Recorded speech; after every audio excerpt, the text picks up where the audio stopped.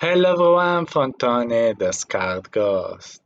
Let's talk about Sam and Max. This time it's virtual, a game by Happy Giant that marks the comeback of Sam and Max to a new fantastic adventure.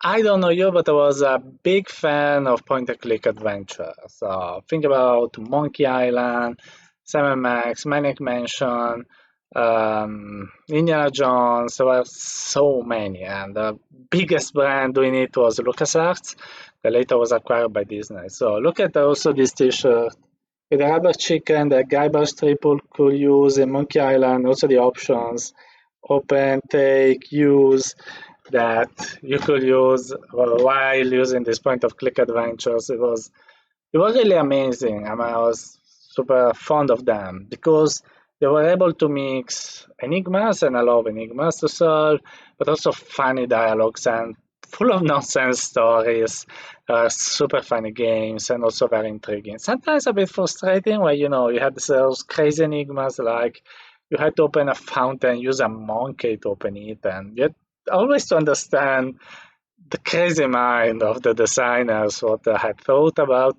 the conundrum they were solving, but in the end, they were very, very funny. And it's a pity that this genre is not that popular anymore, and also the fact that in the end, LucasArts at first concentrated on Star Wars and then was acquired by Disney, made a bit impossible for new episodes to come. So, for instance, many fans want a new Monkey Island game, but it's not possible at the moment. So Sam & Max is a game by Happy Giant that took the only IP about these super cool adventures. It doesn't belong to Disney. And the CEO, Mike Levine, that worked at LucasArts, called back some people that created the saga, so the writers of the story, so people like Mike Stemmel, Steve Purcell, and many others. They will call these people, create a new team, so that with new developers and new minds who think about VR, and the old people that write the saga, that ideated the characters of Sam and Max, they wanted to create a new game, a VR game that was able to take Sam and Max to this new technology. And so Sam and Max's time is virtual has born. Um, Thinking about how it is, so while you can see the images here while I'm talking, I can say that it's pretty interesting because they haven't tried to take the old genre of point and click and put it into VR. So they didn't try to, take radio and put it into television, or take theater and put it into cinema, because that's a nonsense. If you're using new technologies like VR, you can't just take an old way of gaming and put just it like it is into VR. So they try to evolve the genre. And I think that is pretty interesting, and this is what makes the game also cool to play. So you're not just pointing and clicking and talking with the NPCs. You also do that. We do many, many things. It's different to define how the gameplay of Sam and Max is, because actually it's it's what probably you will do in real life if you were there with Sam and Max. So the story is, without spoilers, the story is that Sam and Max find you and ask you to help them to join their freelance police. So basically, their private police. You can the third member. You help them in some adventure that I won't spoil you. Um, to do this, they help you in giving you some training, because you are a new member of this police, and of course you have to learn what to do. And this training is also what's the tutorial of this game. But since the game is very varied, also the tutorial is very long and varied. So what I want to mean, what I'm meaning is that in Sam and Max is virtual. You're a member of the police and you do what a policeman does. So, for instance, you talk with people, you find clues and try to solve enigmas, like all the point-and-click adventures. But also you climb, you throw grenades, you sometimes have to run, you have to do many physical things, like also moving complex situations. You have to understand what to do with machineries. It's really like if you are a policeman, you have to do many things, like you are a hero in an action game, probably. But in a more funny way, probably. And since I have to teach you all these mechanics, to teach you how to climb, how to defuse bomb, because defusing bomb is an important part of this game. They have to teach you how to speak with people and blah blah blah. And so there is a long tutorial to teach you this. And this is probably the most boring part of the game because they teach you this thing by taking you to an abandoned amusement park that was made by a crazy guy that thought that tardigrades, the aqua bears, the minuscule creatures that are most indestructible, could be the future of entertainment. Of course, it's nonsense story, like all Sam Max stories. So this is very funny. They have created 9 training experiences for you. So you have to do this 9 paths in which you run, climb, throw stuff, and they teach all the mechanics. And also these experiences are all repeatable. So they give you a final grade, you can repeat them again and try to beat always yourself. But the problem is this part, even if it is interesting, so I can't say it's boring, but I don't. It's a bit pointless. I'm not interested in acting always a bigger mark. I have no purpose for do this kind of paths and to solve all the queues and run and climb and whatever. I do that for the training. I do that because I am forced to, but I don't find it very interesting personally.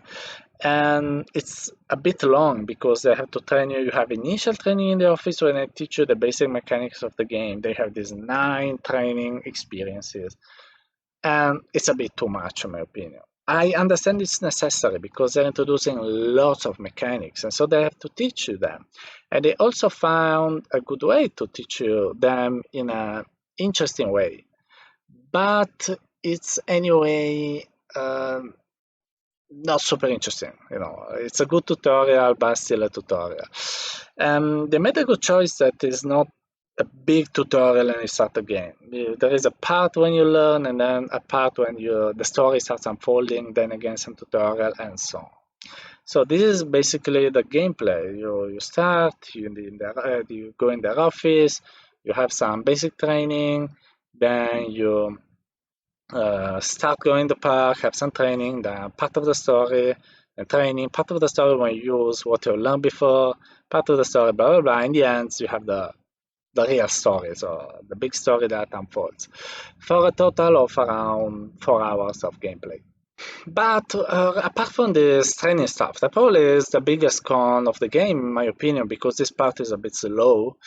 When there is the real action, it's cool, because it's never boring. You have always new enigmas to solve, you have to climb, you have to defuse bomb, blah blah blah, always different actions. So it's not just when in Beat Saber you have just to slash things, and it's cool. We all love Beat Saber, but I want to say it's a bit more realistic, it's a bit more variated, it's a bit more challenging. You have to remember various skills, so it's fun. And also remembers what a real policeman will do. So this is not just that the policeman asks questions all the time. Does many things, and so this is cool. Kudos to the developers, because I guess it's a very complicated job introducing so many mechanics into a single game. So the game is cool that it is variated, and also it preserves the spirit of the original Sam Max games, because a bit, as I said, is like the original adventures, because you have to solve, you are in a scenario, you have to solve issues in some way, then you go to the next one, you solve it, and then meanwhile the story unfolds. And you have also dialogues. What we all loved in these old sagas is dialogues, funny dialogues with people. You keep talking with the NPC, they always give you different answers, always funny, always nonsense stuff. And that was super cool in the old adventures, and is cool the same in this new adventure. What is probably the main problem of these dialogues is that in VR they're a bit more boring, because when you're in VR, pauses, moments when you're still are more frustrating. When you're in front of a flat screen, you're relaxed, you can lay down, you can just stay there, and that's okay. When you're a VR and there is a lot of dialogue by NPCs, is a bit heavier to stand. The good thing is that it's classic or semi-max humor, especially Max. Max is totally insane. He's a crazy rabbit, and it always does very, I don't know how to say, evil jokes or things like that. He's completely politically incorrect, and I loved him. Of course, Sam is a more reflexive guy. He speaks with a British accent, and they're really the same Max you all know. And even if you don't know them, for sure you find them funny. And the fun is the best part of the game. So the dialogues may ruin a bit of it. Sometimes you wouldn't want them to speak that much, but in the end, it's fun to listen to them. An advice, if you like me are a non-native English speaker, please turn on the subtitles because they use a lot of jargon. Probably I got 60% of their jokes because I'm not English enough. But also it's difficult sometimes to listen to this jargon if you're not an English speaker. So turn on the subtitles. There are lots of accessibility options also, so you can also decide using smooth locomotion or teleportation or whatever. So there are lots of options to customize your gaming experience. And what else can I say? I think I said it all without spoiling stuff. So this is the gameplay. I would like to tell you more, but I'll have to spoil really how the game is, and you will lose the surprise. I think that the game is fun. Another thing that I have to say, probably the last one about the adherence with old point-and-click adventures is sometimes you may find stuck on an enigma. Like it happened in the old Monkey Island, sometimes you have like 2 or 3 hours thinking about what to do, trying whatever options you had. It happens. It happened to me like 2 times in this game, but it's never as frustrating as the plain old Monkey Island because you have fixed the scenario, so you have not different places where you can go, and so you have to try to go in different places and take one object from here, take it there. No, just fixed environment. Usually Sam or Max give you a hint. So always say, I don't know, there is enigma with you have to use ice cubes. It doesn't happen, so don't worry, I'm not spoiling. And so if you have to use ice cube, maybe Sam says, oh, probably you should use some cool stuff. Or he can say, you probably should cool down this situation. And so you understand what you have to do, so it's much easier than the old school games. This is more or less everything I can say about the gameplay. So very varied, very interesting, pretty original, reminds a bit old adventures, and so it's pretty cool. Regarding the input modalities, they're pretty standard like in many VR games. So you grab with a pinch, activate with a trigger, you move with teleportation, smooth locomotions, you climb by using the triggers, and that's it. Nothing special to say. Regarding motion sickness, you may have it. There are some things during the game, where especially when you use some machinery, so you have your own some kind of vehicles, where you can have some kind of motion sickness. It's not big sickness, so it's not those games where you have to rush or whatever. But if you're very sensible, there are 2 or 3 moments where you could not feel that comfortable. That's why it's been rated as moderate comfort and not for everyone. The graphical elements are nice. It's very cartoonish, so cartoon style. Probably it's not much detailed, so you will love to see a bit more details in the characters and environment, some more rich environments. Sometimes they may feel a bit empty, but that's a Quest game, so it's Quest, not only Quest 2, it's all Quest games. So it's, as a developer, I can say it's very, very difficult to make something that runs even at 72 hertz because it's with that computational power of the Quest is very, very difficult. So I don't blame the developers at all. I understand them completely. Sometimes you may see some lots, level of detail, some objects popping in front of you from the distance, or you may want some more details, but I don't think they could do more than that. So yeah, I think the graphical is nice and the sounds are nice. So for this, I can say they did a good job. probably on PC, this should be a bit better.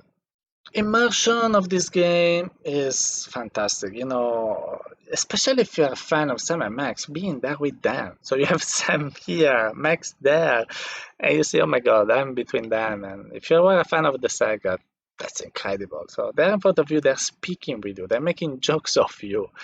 And this is immersive also because they talk a lot about you. They mock you most of the times, especially Max. Gives you tells very, angry, evil jokes about you, and but that's funny. That's incredibly funny. This gives you also more immersion. I say that probably it wouldn't be for the problems of VR with the headset that are heavy on the forehead or that creates this kind of noise inside the head, or the battery discharges, or I would have played it straight on because you really feel inside it because there are lots of things to do, lots of actions to do. You see that you're learning, and you have two characters around you that involves you all the time in their actions. So that's fantastic. I think it's a very, very immersive game, even if the graphic is not realistic, but you really have the sense of presence in there. So my final impressions on Sam Max. This is not a perfect game. As I said, some moments are a bit slow. For instance, in the start for me it was a bit slow, too many dialogue sometimes, and the training, too much training in my opinion.